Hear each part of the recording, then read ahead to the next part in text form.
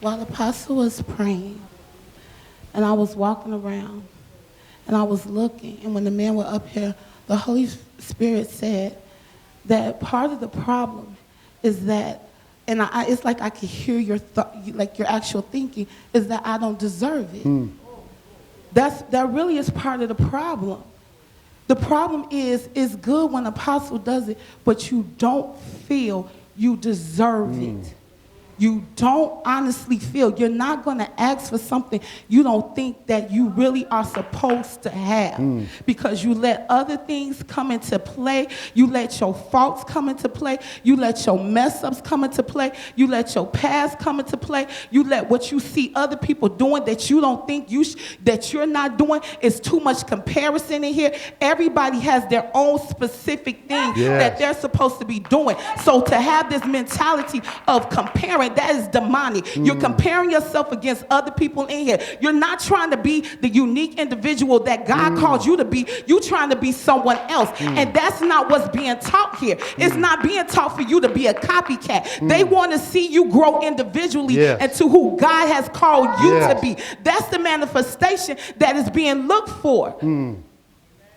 When I came up here, and Apostle, and I'm just sharing this because the Holy Spirit is telling me to share it. And I came up here. Usually, I could be an emotional person and want to feel something. But the one thing that the Holy Spirit said before He laid hands on me is say, "I deserve it." Yes. I deserve it. Because some of you feel like it's too much to say I deserve it. For some of you, it's too much to say I'm in equal standing with Jesus Christ. I can't say that. Or how about this? Let me make it more, because some people say, I could say that. Say you in equal standing with Pastor Laura or Pastor April. Yes. Say that. Say I deserve what they deserve. Say I deserve a husband like that for the women. Say I deserve that for the men. Say I deserve a wife like that. Say I deserve that for the stuff that you see. Say I deserve that for the house that they have. Say I deserve that for the car that you drive. I'm in equal standing. I'm not less than my leader. I'm not less than him. Say that you deserve it, because it's easy to say it when you read the word, but it's the truth of the matter. You deserve it.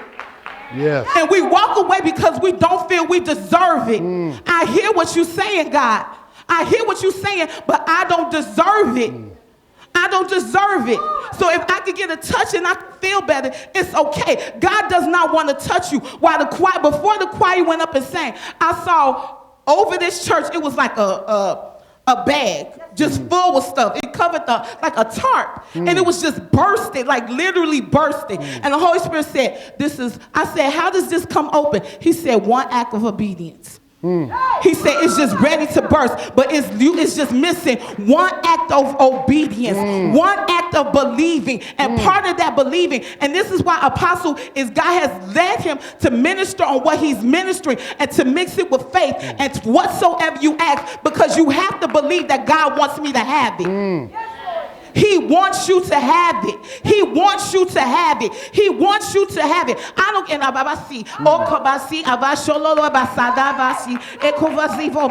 He said, think right now. Just think as big as you can think. Think impossible. Think impossible. No, don't think impossible right now. Think impossible. Think billionaire status. Think that big. Think that big. Think, oh yeah, Tyler Perry got a studio, but I want to be an actor. Antoinette, I can have a studio too. I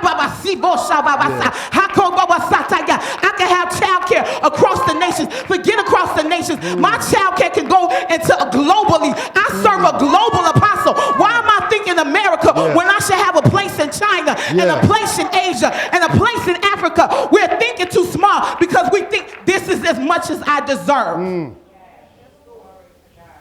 But I don't call international. I told Apostle this a couple of weeks ago, and the Holy Spirit's telling me, I told him, you're not a community church. This ain't a community church. This is not a community church. This is a global church. We're global ministers, global leaders, global priests, global prophets. This is not community. And some of you are thinking community, how you can touch your community. You're not called to touch your community. You are called to touch the world. So when you go out there and you get frustrated because the community won't accept you, the community is not because you're not community. You are global. You are global. You are global. You are global. You are global. You You are global. Yes. You are global. You are global. You are global. You are global. Stop thinking that. You are global. Yes. You're global. You're global. You're global. Phil, you're global. You're global. You're global. You're global. Yes. And you cannot grow in a place you cannot see, and you're not willing to step. Yes. And we're stepping too small. We're taking tiny steps when we're supposed to be leaps and bounds going to what we're supposed to have. This is the blueprint to outline our lives. And the blueprint is global. You deserve it. He wants you to have it. Yes. He doesn't look at you as low ranking. He looks at you as high ranking. You're high ranking. You're high ranking. You're high ranking. You want to know the caliber of person you are. Look who he sends to guide your life. If he doesn't send low caliber, it's because you're not low caliber. You want to know what God thinks about you? Look at those he sends to direct your life.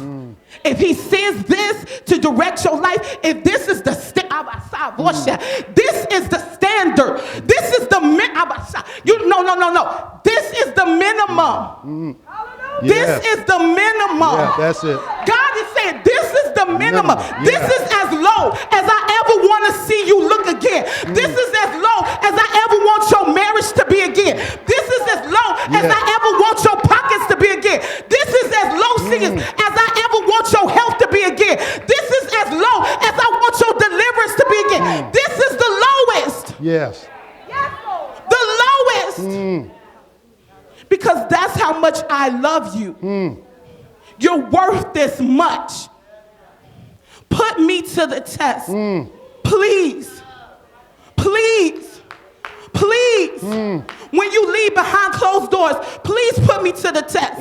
Put me to the test. Put me to the test this time. Put me to the test. Take it off. Take everything you know off. Put me to the test. I want to be tested. I want to be a guy I love. You know why I love Abraham? Because he tested me. He put me to the test. He said, I believe you could do it. He put me to the test. I'm a God of great challenges. Put me to the test. I can handle the pressure. Put me to the test. Put me to the test and see what I will do. Because some of you, your praise reports have been settled reports. This is what I've settled for. But we're not selling it anymore. We're not selling it anymore. This is a time for war. We're not selling it anymore. We're not selling it anymore. We're not selling for walking out this building and staying the same way. We're not selling for grabbing stuff and then going. We're not selling for being sick. We're not selling for crying throughout the week and coming here acting like we're delivered. We're not selling anymore. We're not selling for barely making it. We're not selling for paycheck to paycheck. We're not selling anymore. You're not going to give me what you want me to have, devil. I refuse to. I refuse to allow you to give me scraps. When I eat at the master's table, I refuse to. We will not settle. We will push him. We will push that word. We will apply pressure. And it's going to break.